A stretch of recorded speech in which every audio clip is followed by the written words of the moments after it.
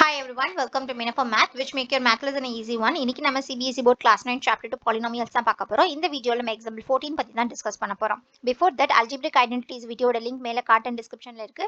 Check பண்ணிட்டு வாங்க so that இந்த சம் இன்னும் சிம்பிளா இருக்கும். And now let's start. Example 14. Write 3a plus 4b plus 5c the whole square in expanded form. Okay. So, given sum identity 5 ஓட compare பண்ணும்போது so நம்மளோட identity 5 என்ன அப்படின்னு சொல்லி பார்த்தீங்கன்னா x plus y plus z the whole square. So, அதோட compare பண்ணும்போது xக்கு பதிலாக 3a இருக்கு. So, இது identity 5. xக்கு பதிலாக 3a இருக்கு. yக்கு பதிலாக 4b இருக்கு. And zக்கு பதிலாக 5c இருக்கு. இல்லையா? So, using identity 5 நம்ம இதை expand பண்ண போறோம். So, first identity 5 expand பண்ணிக்கலாம். Identity 5 என்னன்னா x plus y plus z the whole square will be equals to x square plus y square plus z square plus 2xy plus 2yz plus 2zx.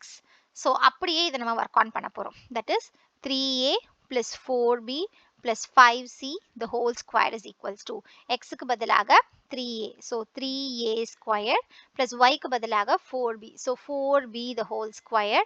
அடுத்தது z க்கு பதிலாக 5c. So, 5c the whole square plus 2 into x க்கு பதிலா 3a and y க்கு பதிலா 4b. That is 2xy substitute பண்ணிட்டோம். அடுத்தது 2yz. So, 2 into y க்கு பதிலா 4b. z க்கு பதிலா 5c. அடுத்தது 2yz substitute பண்ணிட்டோம். அடுத்தது ஃபைனலா 2 into zx. 2 into z க்கு பதிலா 5c, x க்கு பதிலா 3a. இப்போ இது எல்லாத்தையும் மல்டிப்ளை பண்ணா will get the answer. 3a வை ஸ்கொயர் பண்ணோம்னா will get 9a square plus 4b square square பண்ணோம்னா 16b square plus 5c square பண்ணோம்னா 25c square plus இங்க first numbers multiple பண்ணுங்க.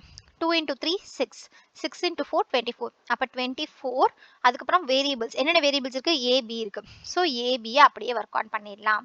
plus அடுத்தது இங்க வந்து 2 into 4 5 4s are 20, 20 into 2 40.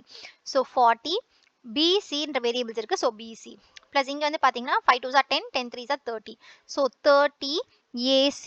So finally, given 3a plus 4b plus 5c the whole square expand பண்ணோம்னா நம்மளோட expanded form இந்த மாதிரி தான் இருக்கும்.